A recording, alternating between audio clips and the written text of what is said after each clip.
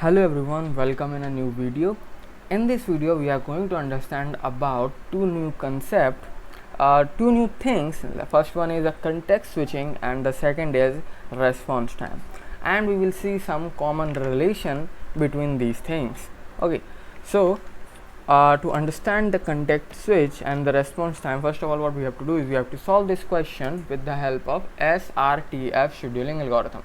Okay, so we understand about SRTF scheduling algorithm, shortest remaining time first algorithm. Now what you do, you have to solve this question, you have to make a Gantt chart and solve this question. Okay, means you need to find the turnaround time and waiting time for this particular question. Okay, so for that, first of all what we have to do, first of all we have to make a Gantt chart. Okay, this is based on SRTF. So one part is related to a calculation, and the calculation is basically the bus time. Okay, now let's start to make a Gantt chart. First of all what we have to do is we have to select the process which is available at 0. So at 0 arrival time we have two processes, P1 and P2. Two processes are available, but we are going to select that process who have a smallest burst time. So among these two, P1 is basically a process which having a smallest burst time than P2. So P1 is selected and P1 is execute only at only one bus time. Why I said one bus time? Because at 1 now we have three processes available, P1, P2 and P3. Three processes available, P1, P2 and P3. Okay, at from 0 to 1. Now three processes. Among these three we have to select a process who have a smallest bus time. So among these three processes, here you can see that P3 is a process who have a smallest burst time. So definitely P3 will get a CPU P3, and now how much it run? It having a burst time 1, so definitely it execute full, so it become now 2. The completion of a P3 is become 2. Why I run it at once? There are two reasons. First one, because of its burst time is only 1, and the second is which is basically a main reason, that at 2 arrival time, because after completion after P3 we have to select another process, so arrival time for another process will be 2. Why? Because at 2 now you can see that P4 process is also available in a queue. So P3 is done. Now we have three processes, P1, P2 and P4. Okay, so three processes available now, so we have to select process between these three, among these three. Okay, so P1, P2 and P4, those who have a smallest burst time will get the CPU. So P4 is a process who have a smallest burst time, say 3 is less than 7 and 5, so P4 will get a CPU. P4 execute whole in a one go. Why I say this thing? Because here you can see that the next arrival time is 9. Next arrival time is 9, and the burst time of P4 is what? 3. So if you run full, so it become 3 and 2 become 5. It become 5. Okay, it become 5. Okay, 3 and 2 it become 5. At 5 now P4 is also completed, but here you can see that the next processes for the next process P5 cannot execute. Why? Because of its arrival time. It's arrive at 9 and we are on 5. Okay, so this is a similar example that we discussed in a previous video, the cricket example. If player is not in a ground, then how he can bat? He can't. Those player who are currently in a ground, that players basically can bat. So the ground processes are basically P1 and P2. So these two processes are in a queue, and one of these two process will get a CPU. So at 5, one of these process will get a CPU who have a smallest burst time. So here you can see that P1 have a burst time 5 and P2 is a burst time 7. So we have to execute till 9, means we have to execute it at 4. So the remaining is 1. Why I execute P1 till 4? Because now the completion time of P1 is 9 and the arrival time is 9. So at 9 we have another process, that's why I have to execute P1 only 4 times. Okay, so this is a basic concept of SRTF, shortest remaining time first. So if you not know about these things, then you have to watch the previous video. Okay. So now we are at 9 arrival time, 3 processes again in a queue, P1, P2 and P5. So those who have a smallest burst time will get a CPU. So among these three process, P1, P2 and P5, there is a draw. P1 and P5 will have a same burst time. So now if P1 and P5 have the same burst time, then what we have to do is we have to follow the FCFS rule. Means those process who come first will get the CPU first. So P1 and P5, P1 is a process who come at 0 arrival time and P5 is a process who come at 9 arrival time. So definitely P1 come first, so P1 will get a CPU. Now P1 execute, now burst time is what, 1, so it's execute full. So 10 is now the completion time of P1 and arrival time of the other process. After that, after the execution of a P1 is now completed. 2 processes left, P2 and P5, P2 and P5. So now we have 2 processes available, basically P2 and P5. Among these processes who get a CPU, those process who have a smallest burst time. The process who have a smallest burst time will get the CPU. So the smallest burst time is basically 1. So definitely P5 will get a CPU and it become 10 to 11. And after that we have P2 left. So P2 will get a CPU and P2 will get a CPU. So its completion, its burst time is 7. So add 7 in 11, it become 18. So this is what a Gantt chart of this particular question. Okay, easy to write the Gantt chart with the SRTF scheduling algorithm. Now what we have to do is we have to find the completion time, turnaround time and the waiting time. Completion time of P1 is, we have to see from a right side. So right side, P1 is available here. Completion time of P1 is what, 10, and the completion time of P2 is 18. Completion time of P3 is 2. Completion time of P4 is 5 and completion time of P5 is 11. TAT, completion time minus burst time. So 10, 18, 2 minus 1, 1, 5 minus 2, 3, 9 minus 11, 2. This is what a turnaround time. And what is the waiting time? Waiting time is turnaround time minus burst time. So 10 minus 6, 4, 18 minus 7, 18 minus 7 is become 11, 1 minus 1, 0, 3 minus 3, 0, 2 minus 1, 1. So this is what a waiting time and this is what a turnaround time. We can easily find the average, sum of average of TAT, sum of all the TAT divided by the number of processes. So 10, 18, 1, 3, 2, so it becomes 34 and we have 5 processes available. So 34 divided by 5, you will get 6.8. So 6.8 basically the average turnaround time for a particular process. Okay, on an average the process is spending 6.8 unit of time in a CPU. After that, average waiting time. What is an average waiting time? Sum of all waiting time divided by the number of process. 4, 11 and 1, it become 4, 1, 5, 5 and 11, 16. 16 divided by 5, so it becomes 3.2. It becomes 3.2. On an average, process have to wait 3.2 unit of a time to execute, to come in a running state, So this is what SRTF. Okay, so I hope you understand that how we solve this question. But the main motive of solving this question is to understand about the context switching. Okay, because we already understand about SRTF, we saw a lot of question on SRTF. Main motive to solve this question right now is to understanding the context switching. Now what is a context switching? Basically, context switching means the processes are switching the CPU. Means CPU come, process will get a CPU, execute, terminate. Another process come to the CPU, execute, terminate.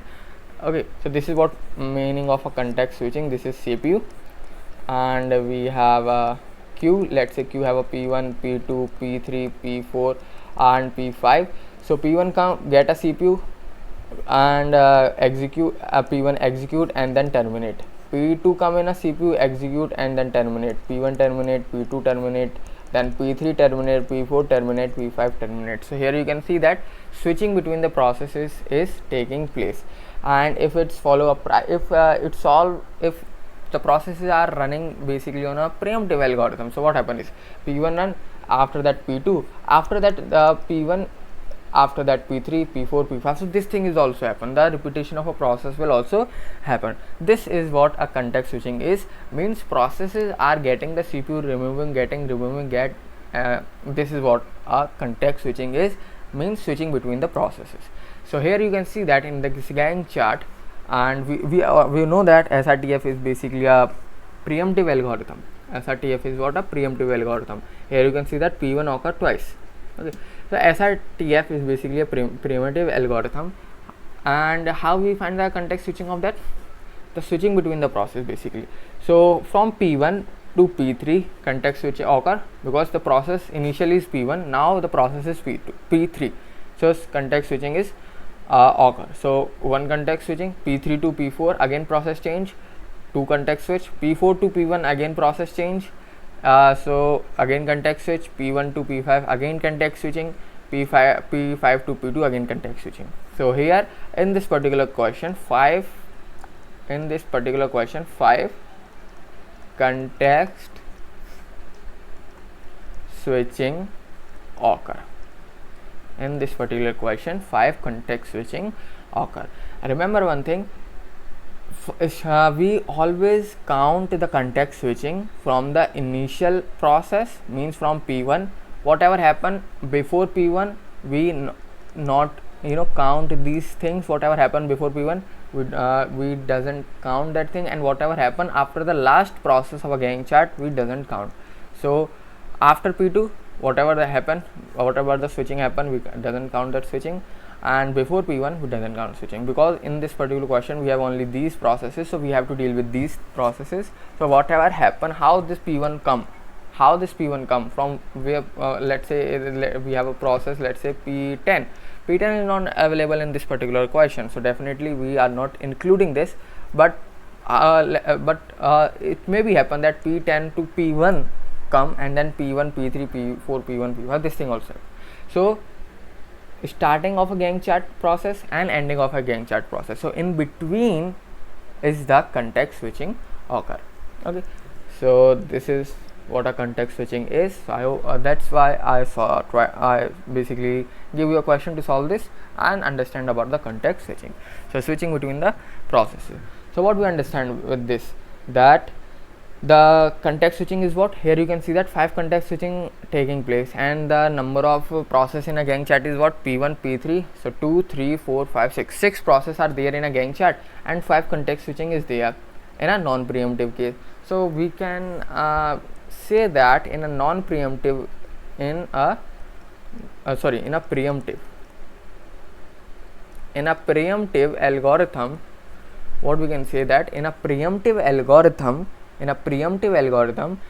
number of context switching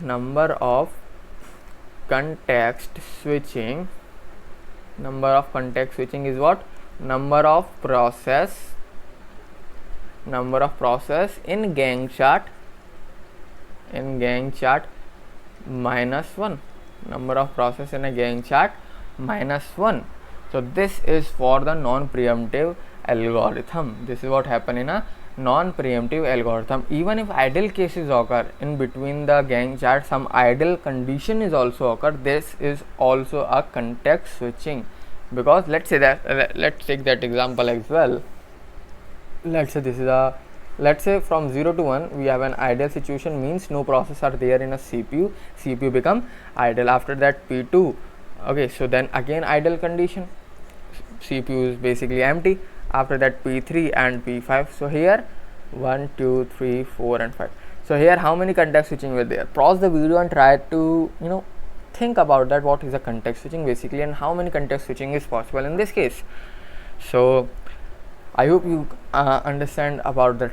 I hope you simply think about the context switching. Now in this particular question the context switching is context switching is 2, from P2 to P3 and P3 to P5. So 2 context switching is there only. Why I not include this idle condition? Because context switching is what? Switching between the processes. So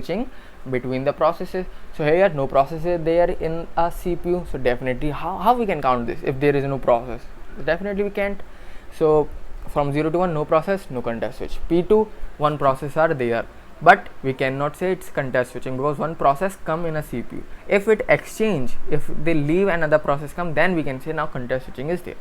After P2, CPU become empty, and then P3. So initially P2 and then P3, CPU will run two process now. P2 is already run, it terminate P2 and it start running P3. So there is a switching between the process. So that's why one context switch, and from P3 to P5 one context switch. So two context switching is there in this particular Gantt chart. Okay. So this is what an ideal condition. If there is an ideal condition, doesn't matter from how many processes are basically switching, we have to count that thing. Okay. And for a preemptive algorithm like SRTF, so the number of context switching is basically what? The number of processes in a Gantt chart minus 1. So here 3 process, 3 minus 1, 2. Okay. This is a general thing to find the context switching. Now what happen if we have a preemptive? If we have a preemptive algorithm, what happen at that case when we have a preemptive algorithm? So for non-preemptive, we discuss about the preemptive.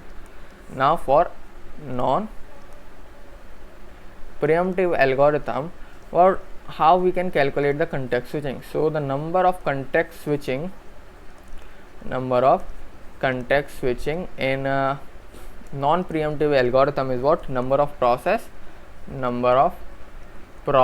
minus 1. So here you can see the difference between these two.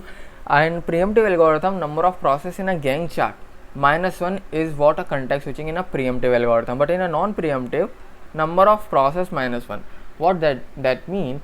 Here you can see that if this is, let's say that this question is a non-preemptive thing. Okay, so what happen is, if this question is of non-preemptive, then the Gantt chart is look like, because non-preemptive process is get a CPU, it run whole in a one go and then leave the CPU. So P5 processes are there. So P1, P2, P3, P4 and P5. 5 processes are there. Let's say 0 to 5, 5 to 10, 10 to 15, 15 to 20, 20 to 25. Okay. What I say is that in a non-preemptive thing, there is no repetition of a process. In non-preemptive thing, there is no repetition of a process, because if there is a repetition of a process, then it means what? It means that there is any preemptive thing happen. Preemptive means operating system see, okay, this process is important for the execution right now, so that's why the what operating system do, it take the CPU from current running process and provide CPU to the process which is a preemptive process, basically, which is an important process. So what operating system do? Operating system snatch the CPU from a running process. So running process will not execute full in a full. Okay, so it basically have some burst time, it leaves having some burst time, so but the process have to execute full. So that's why that number of that particular process will come again. Here you can see an example that P1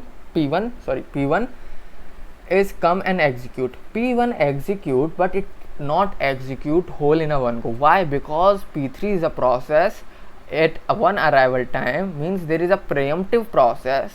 There is one process which is important. Why? Because we are solving this from SRTF. So those who have a smallest burst time will get the CPU. So that's a preemptive process. What operating system do? Operating system check, okay, so P1 burst time is what? 5 and P3 burst time is what? 1. So definitely P3 having a smallest burst time, and SRTF algorithm says what? Whosoever have a smallest burst time will what operating system have to do? Will have to provide the CPU to that particular process. Okay, so what operating system do? Operating system snatch the CPU from P1 and provide CPU to P3. But here you can see that 5, the burst time of P1 process is there. P1 is not execute whole, P1 is not completely executed, so some burst time is left. It means what? P1 chance of P1 to get a CPU is come once again till that whole burst time was not 0. Okay, so P1 is definitely comes once again. P1 will get a CPU after the completion of P3 if there is another process after the completion of that, but P1 will get a CPU. This is what happened in a preemptive case. But in a non-preemptive case, if a process get a CPU to execute whole in a one go, it execute whole in a one go. So that's why there is no repetition of a process. The number of processes there in a Gantt chart as well. So here 5 process and 5 processes there in a Gantt chart as well. So 5 minus 1, it means 4. So 4 is what a context switching in a non-preemptive type of algorithm for this particular example. So the number of process is there in a non-preemptive algorithm. Subtract 1 from that, you will get the context switching. But this is not happen in a preemptive thing, because in preemptive things there is a possibility of repeating the process. So if a process is repeated, so we can do that thing, number of process minus 1, because process is repeating, context switching is there again and again. So that's why for a non-preemptive, number of process in a Gantt chart minus 1, and for a preemptive, number of process minus 1. Okay. So this is what a context switching is. I hope you understand about the context switching in detail. Now what we have to do is we have to understand about the response time. Okay, so what is a response time, how we calculate the response time, and one important thing about a response time. Okay, so now it's time to understand about the response time. Okay, so for understanding the response time, what we have to do is you have to solve one question. So process, we have a process P1, P2, P3, P4, and let's take P5, 5 process, and the arrival time for the processes are 0, 1, 4, 6 and 9, and the burst time for process is 9, 2, 1, 2, 1, and the completion okay, so what we have to do is you have to find the waiting time. What you have to do is, in this particular question, you have to solve this question with 2 algorithms, SJF and SRTF. Okay, one is a non-preemptive algorithm, one is a preemptive algorithm. Okay, what you have to do is you have to find the response time for both of the algorithm. What you have to do is you have to find the waiting time for both of the algorithm. So you have to find the 2 things. So for that, what you have to do is completion time, turnaround time, and then waiting time. So what we are going to do is, first of all, we are solving this question with a SRTF. Okay, so we are solving this question with a SRTF. So pause the video and try to solve this question by yourself. Okay, find out the waiting time and the response time for both of the process. Okay, so now I am going to solve this question. So Gantt chart at 0, only one process P1. Okay, so we are solving this SRTS, so we need a calculation thing as well. So 9, 2, 1, 2, 1, and so P1 process is only available at 0 arrival time, so this will get a CPU P1. A burst time is what, 9, but it only execute 1, so it become 8. Why only execute 1? Because at 1 we have 2 processes available, P1 and P2. So in between these 2 processes, P2 having the smallest burst time, so definitely it will get a CPU. But there is a catch here that okay, so no, this arrival time is 9. Okay, so P2 will get a CPU. On the left is what it execute whole. Why it execute whole? Because there is no arrival time 3 here, or sorry, 2 here. There is no arrival time 2, so we can execute whole in a one go, because the next stop is what, 4. So P2 is execute whole, so it become burst time is 2 plus 1 3. At 3 no process is available, P2 is complete. So if there is no process, so whatever in a queue, we execute that process. So P1 is already there, so P1 is now execute once from 8 to 7. Why I run only once? Because at 4, because if I run only once, so it become 4. So at 4 arrival time we have a one process P3 available. So now we have 2 process P1 and P3. Those who have a smallest burst time will get a CPU. So P3 will have a smallest burst time, which is only 1, so it will get a CPU. So 4, 1, 5. But here you can see that 5 is no arrival time for any process, and we have only one process there, P1, because P3 is also completed. P1 process is there, so if one process is there, we have to execute that process only. So from 7 to 6, so P1 is run only 6. Why I run at 6? Because at 6 one more process is there, P4. So now we have two processes, P1 and P4. P1 burst time is 6 and P4 burst time is 2. So P4 will get a CPU. Now the next stop is what? 9. So if I execute whole, means what, the P4 value is what, 2. So it become 8. Okay, so I can do that because I have to stop at 9. Okay, so P4 is also executed completely. Now we have only one process in a queue, which is P1, so I have to execute that only. So P1, so from now P1, and the value of P1 is what, from I only execute 1, so from 6 to 5, from 8 to 9. Why I execute only once? Because at 9 we have one process available, P5. Now between these two processes I have to select the smallest burst time process. So P5 have a smallest burst time, so P5 will get a CPU. So its value burst time is what, 1, so it become 10. Now we have only one process left, which is P1. What is the value of P1? 5, so we have to execute whole, so it become 15. This is how we are make a Gantt chart. We are solve this question with the help of with SRTF scheduling algorithm, and this is what a Gantt chart is look like. Completion time, turnaround time, and the waiting time. This is what you have to find out. Okay, so the completion time is what, for P1 is 15 to 1 to 1, and the turnaround time is like 15, but completion time minus arrival time, 15 to 1 to, okay, so completion time minus arrival time. So for the P4 it's become 8. Okay, P4 it's 8. P1 its completion time is what, 15. P2 completion time is 3. P2 completion time is 3, and P3 the completion time is 5. Okay, so there is a mistake in the completion time. Okay, so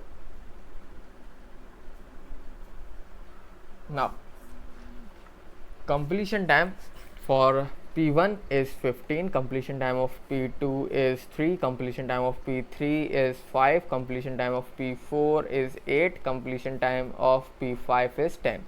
Now subtract completion time minus arrival time. So 15, 3 minus 1, 2, 5 minus 4, 1, 8 minus 6, 2, 10 minus 1. So this is what a turn around time. This is what a turn around time. Now waiting time is what, turnaround time minus burst time. So 15 minus 9, 6, 2 minus 2, 0, 1 minus 1, 0, 2 minus 2, 0, 1 minus 1, 0. So we have a waiting time 6 and these things. Now okay, so now it's time to find out the response time. Because why we are solving this question? Because we have to find the response time. Now how we calculate the response time? Very simple. What we have to do is, response time is basically what's the value of your arrival time, whatever the value of your arrival time, subtract that to that particular process that occur first. For example, what does that mean? That arrival time for P1 is what, 0. Arrival time for P1 is what, 0. Now what you have to do, you have to subtract what, the 0 arrival time for P1. So where P1 occur at first. So first of all P1 occur at 0 arrival time, so 0 minus 0, this is 0. So 0 is what the response time of P1. 0 is what a response time of P1. What you have to do is select a process P1, select a process, what is its arrival time, write that arrival time, subtract the time where that process is start. The first time he will get a CPU, the process will get a CPU. So here you can see that P1 first time will get a CPU at 0. So 0 minus 0, which is what, 0. Now P2, the arrival time is what, arrival time is 1. So 1 minus, select P, in a Gantt chart you have to see that P2 process, when the P2 will get a CPU at first. So P2 is get, here is P2, and P2 get a CPU at 1. So 1 minus 1, 0. P3 process arrival time is what, 4. 4 minus, select P3. So P3 is here, and when P3 will get a CPU at 4, at 4. So 4 minus 4 is equal to 0. So you have to select a process from a left side in this case for the finding a response time. For finding a response time, you have to select a process from a left. Here you can see that P1 is there, P1 is there, P1, P1, P1, P1, P1. So P1 occur at so many times. But why I select 0? We have to select that process, select that time where the process initially start. First time when the process will get a CPU. So P1 first time get a CPU at 0. So that's why I write 0 minus 0. For the P2, first time P2 will get a CPU at 1 arrival time. So that's why I write 1 minus 1 arrival time, which is given in a question, and minus the Gantt chart 1. Okay. P3, 4 is what arrival time, minus the time when the P3 will get a CPU. So P3 get a CPU first. So P3 will get a CPU first at 4. So 4 minus 4. For P4, the arrival time is what, 6. Now select a P4 when P4 will get a CPU first. So it get a CPU first at 6. So 6 minus 6 is equal to 0. P5, arrival time is 9, minus select P5, see when P5 will get a CPU first. So P5 is only one time occur, and the P5 will get a CPU at 9. So 9 minus 9 is 0. So here you can see that the response time is what, 0. The response time is what, 0, when we are solving this question with the SRTF. When we are solving this question with SRTF. Okay, so let's compare this. So waiting time, P1, P2, P3, P4, P5. So waiting time is what, 6, 0, 0, 0, 0, and the response time is what, 0, 0, 0, 0, 0. So here you can see that there is a difference between waiting time and response time. There is a difference between waiting time and a response time in a preemptive algorithm. Preemptive algorithm, because SRTF is what, a preemptive algorithm. So here you can see that there is a difference between the waiting time and a response time in a preemptive algorithm. The same thing happen in a non-preemptive algorithm. Let's solve this question. Now solve this question with SJF, shortage of first, scheduling algorithm. So if you solve this question with this algorithm, so it's very simple. What you have to do is make a Gantt chart, because it's a non-preemptive process. It's a non-preemptive process. So the process come get a CPU, it execute whole in a one go. So P1, okay, so P1, P2, P3, P4 and P5, waiting time and the response time. Okay, so let's make a Gantt chart for this particular one. Okay, so SJF, make a Gantt chart. So now at 0, P1 process available, so P1 get a CPU and it execute whole. So P1 run from 0 to 9. After that, all the processes are available, P2, P3, P4, P5, all the processes are in a queue. Now between these processes, here you can see that P3 and P5, this is having a smallest burst time, and there is a draw, 1 and 1, there is a draw. So what there is a tie. So what we have to do, those processes who come first will get a CPU first. So P3 will get a CPU. P3 what response time is what, 1. So 9, 10. After that P5, 10 to 11. Now P3 is completed, P5 completed, 2 process left, P2 and P4. The response time is again, the burst time is basically again tie, 2, 2. So those processes who come first will get a CPU first. So P2 will get a CPU first.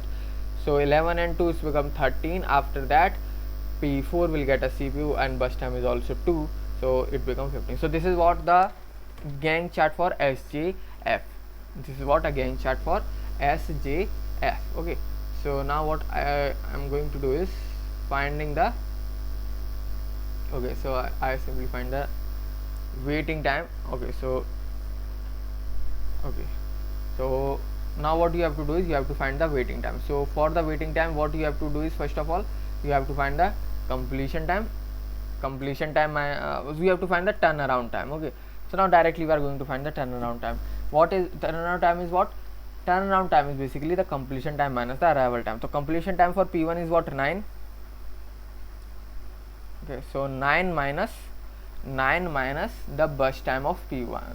Burst time of P1 is also 9. So 9 minus 9, 0. For the P2, the completion time is what, 13. Completion time is 13, and the burst time of P2 is what? Burst time of P2 is 2. So 13 minus, okay, so burst time, this is what, a 13, and the burst time is what, 2. Burst time is what, 2. So minus 2 Okay, so sorry, it is completion time minus arrival time, completion time minus arrival time. Okay, completion time minus arrival time. So it become 9 minus 0, 9 minus 0, which is 9. 13 minus the arrival time is what, 1. So 13 minus 1, which is 12. After that, P2 P3, 10 minus the completion time is what, P4. So 10 minus 4, which is 6. P4, the completion time is what, 15 minus the 80 arrival time, which is 6. So 15 minus 6, which is 9. 15 minus 6, 9. And P5, the completion time is what, 11 minus the arrival time, which is 9. So 11 minus 9, you get 2. Now waiting time is what, turnaround time minus burst time. So 9 minus, okay, so now we are going to solve this directly. Okay, 9 minus 9, which is 9 minus 9, 0. This is what a waiting time. 12 minus 2, 10 for the P2. 6 for the P3. 6 minus 1, 6 minus 1 is what, 5. For P4, 9 minus 2. So 9 minus 2 is what, 7. For the P5, 2 minus 1, which is 1. So this is what a waiting time. Now the main thing is what, the response time. This is what a waiting time. I hope it is clear to you that how we find a waiting time. Now response time is what, arrival time. So for the P1, the arrival time is what, 0 minus the P1 process, when the P1 process will get a CPU at first. So P1, here you can see the search for the P1 is there. P1 will get a CPU first at 0. So 0 minus 0 is what, 0. P2, the arrival time of P2 is what, 1 minus select a process P2, and see that when the P2 will get a CPU. So P2 will get a CPU at 11. So what you have to do is 11 minus 1, which is 10. 11 minus 1, 11 minus 1, which is 10. P3, so see P3, which is 9.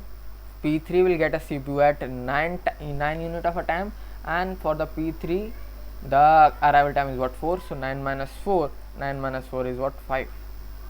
P4 is the P4 will get a CPU at 13 unit. For P4 firstly will get a CPU at 13. Okay, so 13 minus the arrival time of P4. The arrival time of P4 is what, 6. 13 minus 6 is what, 7. After that, P5, the P5 will get a CPU firstly at 10. So 10 minus whatever its arrival time is what, 9. P5 arrival time is what, 9. So okay, so P5 arrival time is what, 9. So 10 minus 9, which is 1. Now what you observe, that here you observe waiting time and a response time. Waiting time is what, 0, 10, 5, 7, 1, and the response time is 0, 10, 5, 7, 1, 1. What does that mean? That means in a non-preemptive scheduling algorithm, response time and waiting time is same. Response time and waiting time is same. In a non-preemptive algorithm, response time and the waiting time is same. So this is what you understand about response time and waiting time relation. In a preemptive, there is a difference between a waiting time and a response time, but in a non-preemptive, there is no difference between the waiting time and a response time. Okay, so if a question arises like that, the response time of a process in a non-preemptive scheduling algorithm are equal to the waiting time of a process. So what you say? You have to say yes. You have to say yes. Now if it asks you that why, so what you have to do is, what you are going to say if the question says justify. So the reason behind the waiting time and the response time is that because of when a process get a CPU, it execute full. So there is a no waiting time for a non-preemptive algorithm. When a process get a CPU in a non-preemptive thing, this is what a CPU is, and this is what a ready queues look like. P1, P2, P3, P4 and P5. What happen in a non-preemptive is when P1 will get a CPU, P1 execute whole in a one go. So that's why if whatever the burst time of P1 is, it execute till that. So after that, every process is available. Every process is available. But what happen in a non-preemptive thing? CPU, ready queue, P1, P2, P3, P4 and P5. What happen in this case? P1 come, if P1 come and you are solving this SRTF scheduling algorithm, and for P1 burst time is what, 10, and P2 burst time is what, 9, and the arrival time of P1 is what, 0, and arrival time of 1. So you have to execute only once. P1 will execute only one, because after that what happen is P2 process is also available to get a CPU. Initially at 0 P1 is there, but at one arrival time though two processes available, so P1 and P2. So now we have to compare the both of this process. Okay, so if P2 is lesser, P2's burst time is low as compared to P1, then what happen? P1 will have to leave the CPU and P2 will get a CPU. So this is what happen. So I hope you understand this thing, that why in a non-preemptive thing there is no difference between the waiting time and a response time. There is no difference in a waiting time and a response time. So this is how this video is related to that, how we can find a response time, what is the relation between the waiting time and a response time, and the context switching. So thank you for watching this video. Like the video and subscribe my channel.